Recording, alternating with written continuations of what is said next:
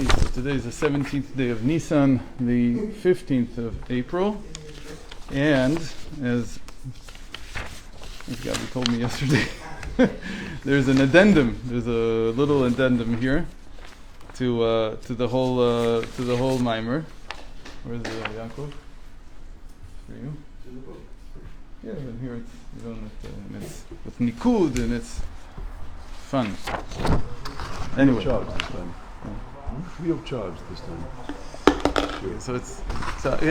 The reason. So it's at the very end on page 158, and I was thinking that right after this we'd start mitzvat Sfirat HaOmer, mitzvat HaKravat v'Sfirat HaOmer, which is on page 50. So that will start Bezrat Hashem Is that tomorrow. where he goes? Or is No. He says it's just something. according to the times. Okay. Since we're anywhere in Sfirat HaOmer, it makes some sense because we'll see. He's going to be talking a lot about Katnus and Gadlus again. This time he's going to explain it a little bit more. In any case, so let's look at this addendum that he wrote at the end, and it seems very clear that he wrote this after he finished the whole mimer, because now there's so many things in place. It would be a shame not to apply them. So, like we said, the whole problem with Pharaoh and with Egypt is not the 400 years, let's call them. It's the end. The sages say it's the last 86 years, but we know that really it was. How do we know this? We know this from Moses. Moses was thrown into the Nile. His mother put him into the Nile because it was a ze'ir. There was an edict, a decree that every male child should be drowned in the Nile. And Moses was 80 years old when they came out of Egypt. So this started actually earlier, a few years before he was born, 6 years before he was born. Maybe not even 6 years, maybe he was the first batch. It's not clear that those 6 years. Why not much before? Why not much before? Because Miriam was already born, for sure, and Aaron was also born. So actually, from that we know it was exactly 80 years. He was the first batch, because that was the reason that Amram, Moses' father, divorced his mother, because he didn't want to have any more children. He was afraid that they would be thrown into the Nile. So certainly, it's at least it's within the 3 years of his birth.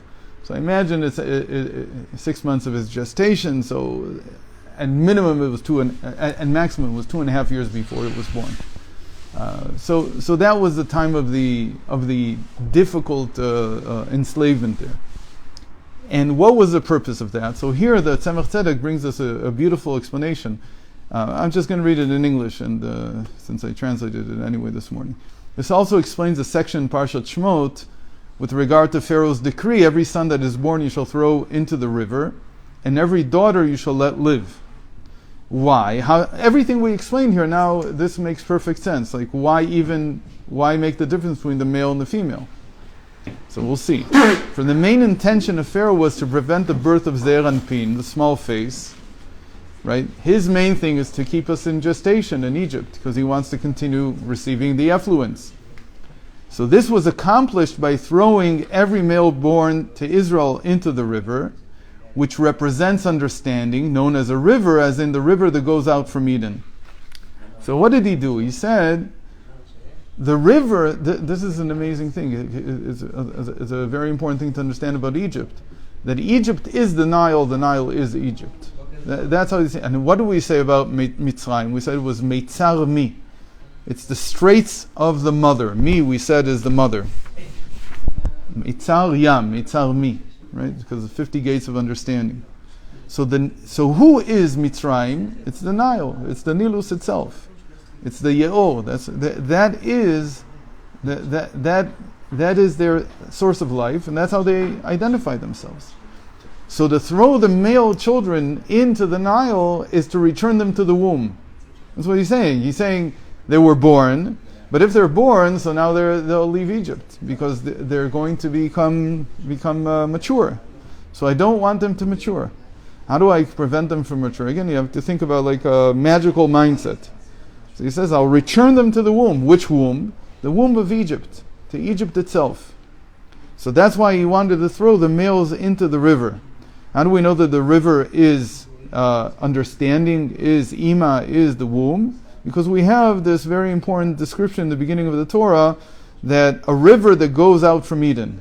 Nahar yotze mi Eden. So Eden is, there's a gan in Eden, there's a garden in Eden. Eden is the Keter, the garden is the Chokhmah, and the river that comes out of it, that is the Bina. I always thought it was Chokhmah, Bina, and Malchut.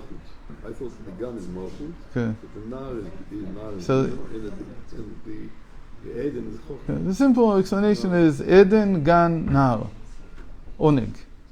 Here it's a Gan, but Roshei Tevot Onig. Now it's semi-Eden, I've got the gun. Sorry. So the Gan is Malchus, right? So the Eden here is wisdom. Wisdom. You're right. But it fits also very nicely with there's DNA, there's Okay. the gene, there's the gun, Okay. there's the DNA, and there's RNA. Good. We even talked about once. So the So how do you work it? so the Eden is The DNA. It's the DNA, Uh-huh. and then you've got the now, which is the Yeah, RNA, and then you've got the gene down the gun. Very nice. Where you hear this? I made it up myself. Yeah, years ago. it's beautiful. Yeah. It's mamish beautiful because that's exactly. There's a whole criticism. It's called the central doctrine of biology today. That DNA codes for genes, and genes make up the organism. It's called the central doctrine. And there's a lot of criticism on it that came actually from feminists. From where? From feminists. Oh, feminists. Why? Because what are you saying? You're saying that everything is the DNA, and the RNA isn't. So they also, I don't know how they caught this, but they caught that the RNA that reads the DNA, that's the woman that reads the man. Who's the messenger, so to speak? Right. And you turned it into a messenger, and you said the messenger is not important. Yeah. This is not true. The messenger interprets. And that's exactly That's how it Bina. is. Bina, right? Bina is the interpretation. So they hit on one of these. So it's beautiful. In any case, I think we've talked about. I think we even wrote about years it. ago. You What? said this feminist twist 30 years ago. I read it first time in the late '80s. Okay, that's going. Okay. Yeah. I don't remember her name. She's actually a very famous geneticist. Really. And she wrote a whole book on it, trying to show that it's not true, that the RNA interprets. It's not that what it sees is what you get. It does something. That's also why, RNA treatments are not foolproof. It's amazing. It fits with the letters. It's unbelievable. Okay. Yeah. Okay, very nice. So we get from that the river, in any case, the Nahar that comes out, Lashkot et Hagan, the Nahar is the Bina. Okay. So that ze'ir and anpin would remain in gestation in the womb of Imma. So Pharaoh, would not lose his nourishment from the child due to its birth. In other words, it's assimilation in a sense, isn't it? In other words, Yeah, you took the words out of my mouth because I was going to refer to one of the first sichos of the Rebbe in just a minute. Yeah. I just want to finish this before we get to it because it's a very important sicha. And it's very important about what's happening now in the United States with higher education. The birth would then become a state of greatness of the Yosher, the linear, as we said, as opposed to the curve, the Iggulim, right? As in the verse, remember, written identically to the males, Zachar Chasdo, remember his kindness. So Zachar here is the same thing as the male, where the male represents kindness, and here kindness is like, why did God create the world? In order to reveal his kindness and the revealed divinity of I have created them for my glory. In any case, however, why not throw the girls in? So this is the other side. Remember, the back side is towards the makif, so that he wants it to remain in gestation. That's like the placenta. But there's another place that Pharaoh takes from. It's from the small conduits. They call it the channels. That's why I still think it's conduits. The small hairs of the feminine. So, however, in every daughter, the female represents the aspect of gvurot and contractions, which is of no concern to him. And he doesn't care about the girls. Why? For from the abundance of smallness, that's exactly what he wanted. He wanted the small hairs there. She will also receive, it's supposed to be he, will also receive nourishment. Therefore, what he wants. Right? And therefore it says, in every daughter you shall let live. Right? Because they'll give me also. It's perfect. It's a kaftor beperach, this explanation, the moment you see it in relation to panim ve'achol. But the Blessed One, meaning Hashem, thwarted his plan through Moses, who was taken from the water, meaning from the Iggulim. Moses himself is an ibur. He himself is a gestative, is something Pharaoh's never encountered before. Iggulim is the curve, the circles. Okay. Right? It's the makif. He himself is a makif in himself. Yeah. You don't, meaning when Moshe Rabbeinu was born, he's still not born. You can't return him because he was never really born into this world. What does that mean? What does it mean that he's always in a gestative state? Okay, he's never really here. He's here and he's not here.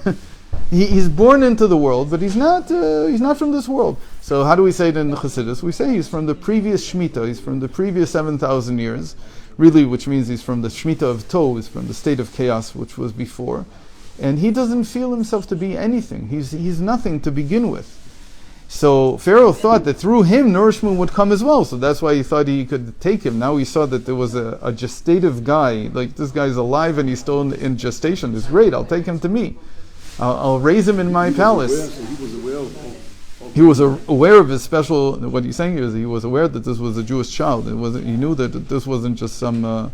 But he wanted it. Because their backs are turned to the encompassing light, as we said. So here's an encompassing light in my palace. In my house. I have one. I grabbed control. one. It's like he controls it. Yeah, it's like I took a womb and put it in vivo in my palace.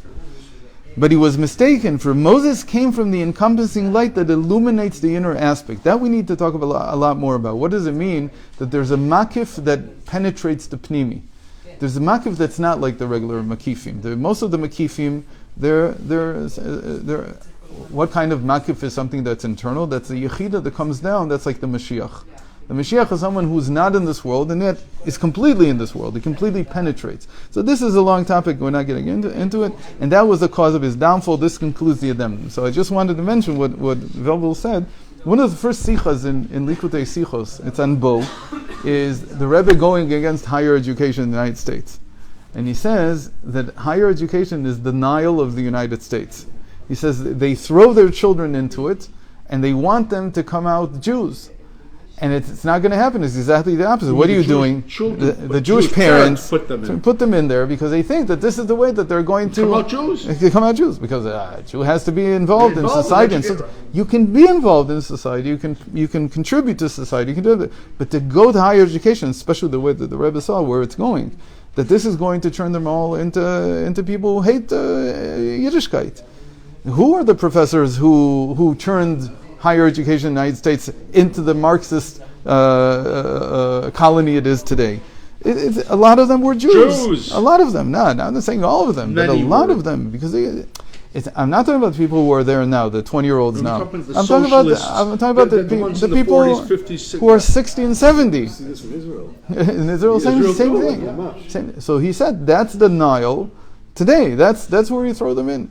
So the fact that now Trump is trying to clean it up is unbelievable. It's cleaning up the Nile. It's not a swamp. You're cleaning up the Nile. The swamp is in Washington. The Nile is in Harvard. And the Nile became a sewer. Okay.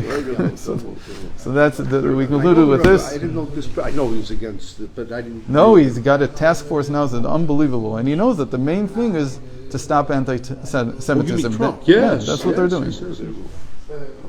And the Jewish interim president at Harvard is going against it. Of course. Yeah, of course. Because he's from the Jews that were thrown into the Nile.